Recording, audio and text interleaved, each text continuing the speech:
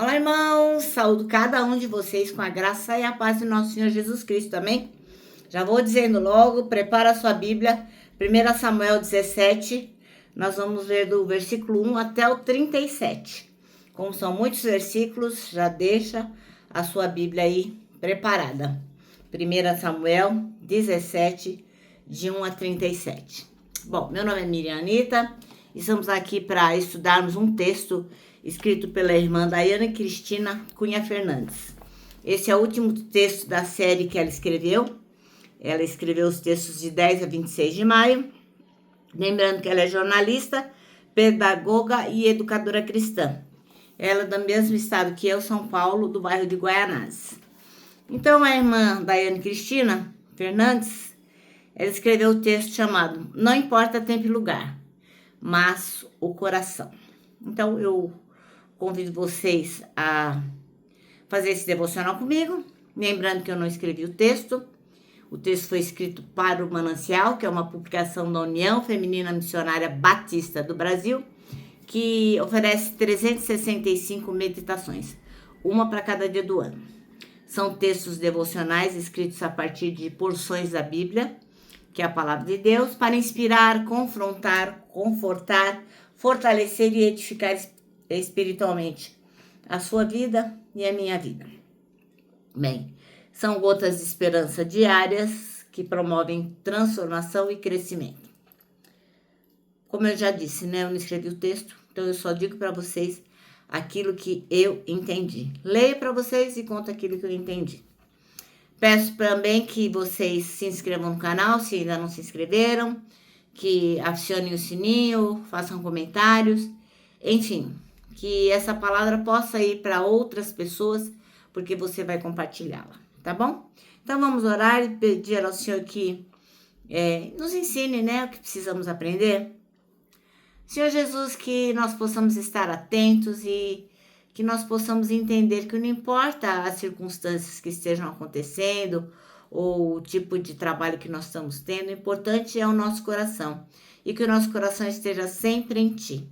É o que te pedimos em Teu nome. Amém. Bom, irmãos, então nós vamos ler 1 Samuel 17, de 1 a 37. E esse texto vai mostrar a preparação para o confronto entre Davi e Golias, que é uma passagem que eu imagino que muitas pessoas conhecem, nessa história do confronto entre Davi e Golias. Então, o ponto central não é o tamanho do gigante, nem a força militar, mas sim o quê? O coração do irmão Davi, que era um coração cheio de fé e de confiança em Deus. Ele não se apoiou em armas sofisticadas ou na experiência de guerra, mas se apoiou o quê? Na certeza de que o Senhor estava com ele. E isso é que é fundamental. Então, a mensagem, ela atravessou os tempos e chegou até a gente, que vai nos ensinar que não importa o lugar, a época ou os recursos disponíveis, o que realmente vai fazer diferença é a nossa disposição interior, a coragem e a nossa fé em Deus. Então, o irmão Davi, o rei Davi, nos ensina que a vitória nasce de um coração alinhado com Deus, não das circunstâncias externas.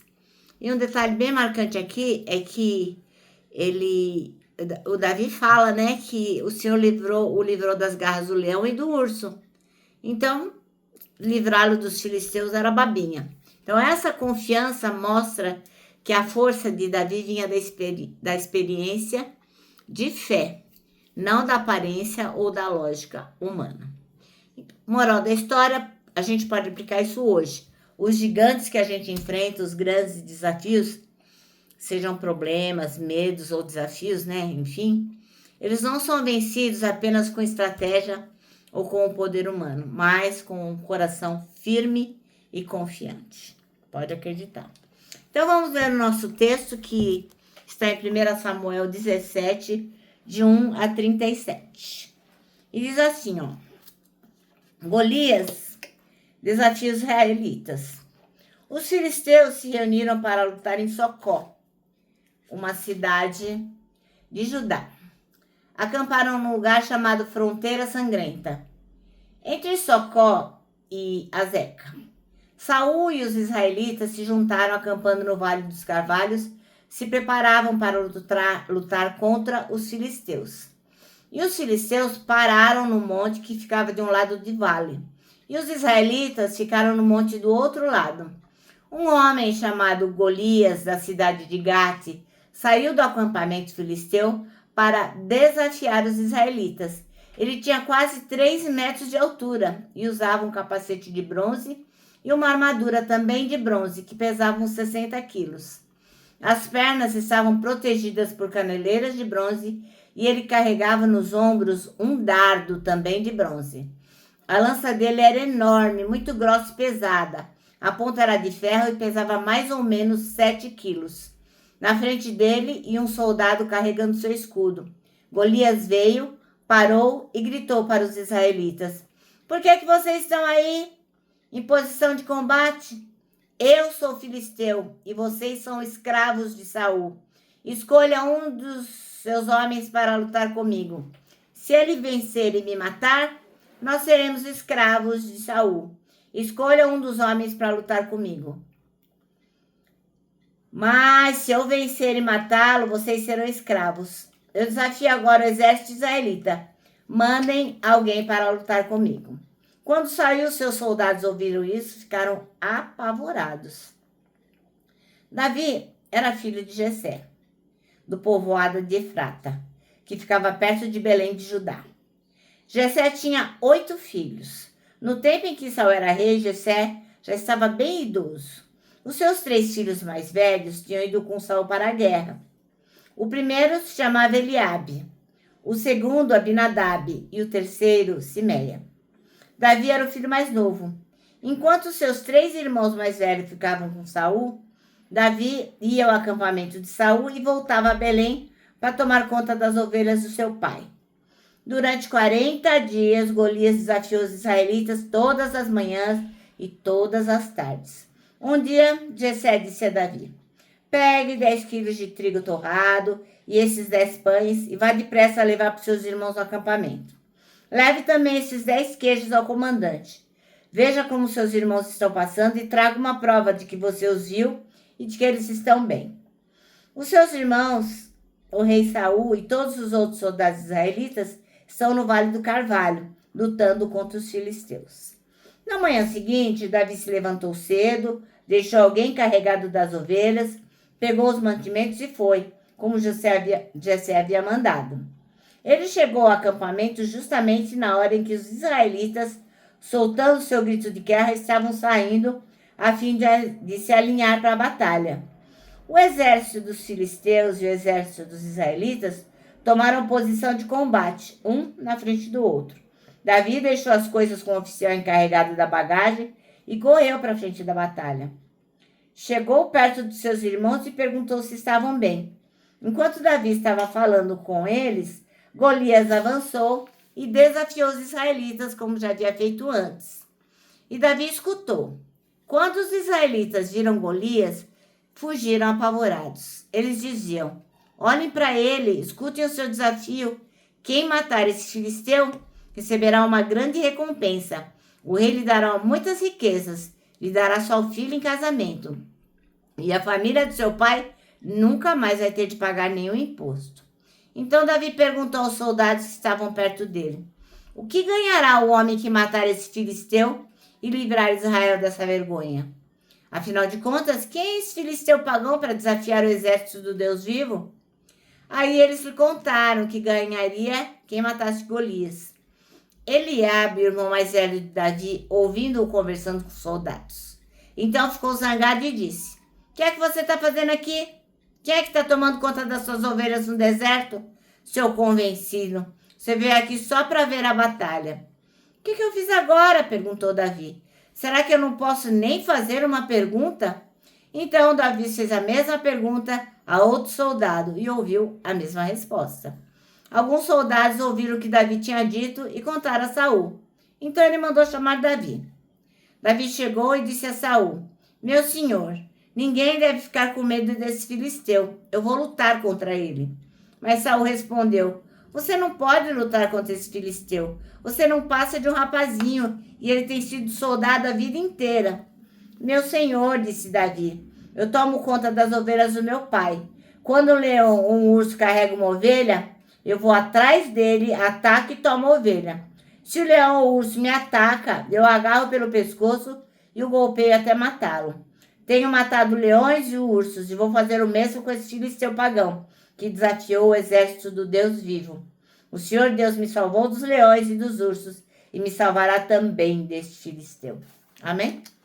É maravilhosa essa história, né, irmãos?